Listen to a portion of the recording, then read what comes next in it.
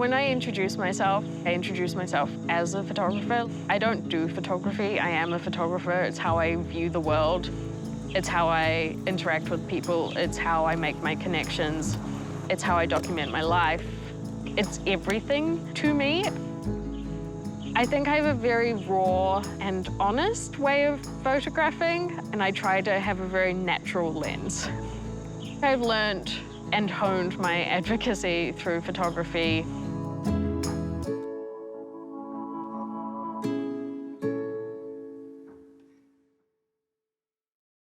Kia ora, my name's Becki Moss. I am a 26-year-old full-time photographer. I am demi and pansexual, a queer woman, and I am also chronically ill and disabled.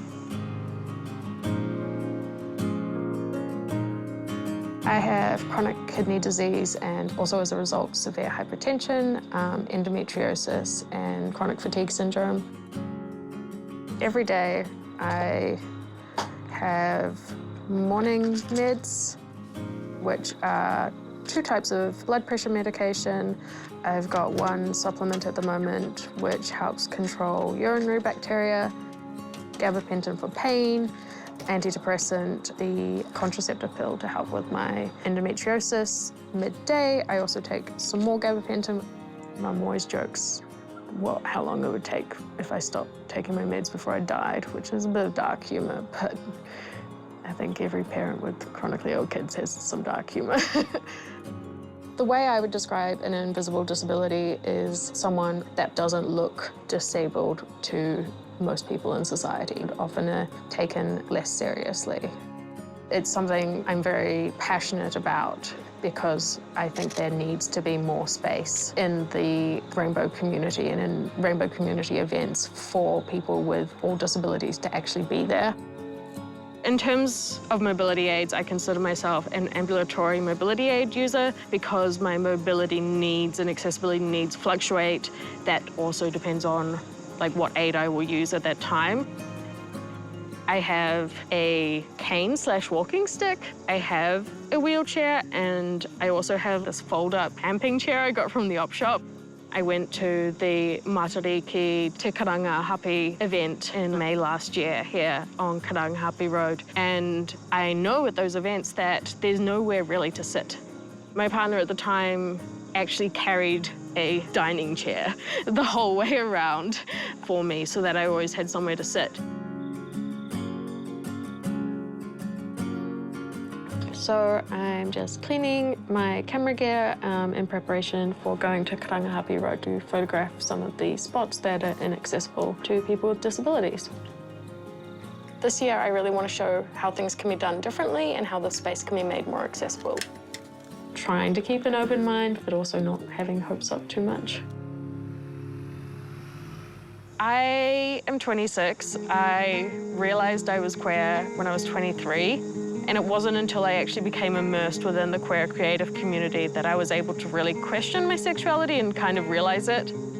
Queer Portraits of Auckland started in 2019, and it was my first time immersing myself into the rainbow community of Auckland. I started going to events and asking people to take their portraits. I'm lucky so many of those people are now my friends. At the time, complete strangers. I think I see Karangahape as this incredible hub of history. I think it's sometimes reductive for it to be only seen as a queer space. I read this great essay about how K Road is not only a safe haven for queer people, it's a safe haven for many minorities and always has been, and because of that, it is a safe haven for queer people. I love Karangahape Road. It is, however, extremely inaccessible, which is why I don't spend as much time here as I want to, and why a lot of my disabled friends don't spend as much time here as they want to. I love going to gigs here, but they're tiny. They come downstairs. I have friends who can't go downstairs. People often talk about the disabled community as the big minority that no one ever thinks about and no one talks about. And I think that rings true within the queer community that is supposed to be a very open, accepting and welcoming space. It's been really good to actually just take the time to slowly look around and take note of all those little bits that you don't notice. You don't realize how inaccessible those are for people who do use wheelchairs like all the time. More people would benefit from actually taking a moment to stop and look at the ground that they're walking on. I knew that there was always a mobility parking bay here. I didn't, however, realize that it's only for 30 minutes because disabled people only eat dinner for 30 minutes. Like, why the limit? Like, most other places for parking mobility bays in Auckland are like 120 or like 60 minutes minimum. It also has an actual ledge to get off the road, so it's inaccessible for a lot of people, and this is the only one. And there's a lot of restaurants and everything down here.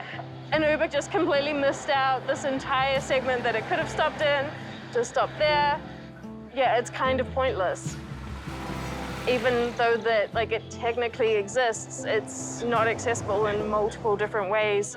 Even just the fact of, like, parking there and having buses actively have to drive around you would feel awful. Like, things like that make people feel awful. My hopes for the future of the queer disabled community is that we get a voice and our voice gets louder and louder. I hope it is safe enough COVID-wise for us to be in spaces, and that when we're back allowed in those spaces, that those spaces are a little bit more accessible and understanding. If there was a way that there could be more funding to retrofit or refit out these buildings to make them more accessible, it would be amazing.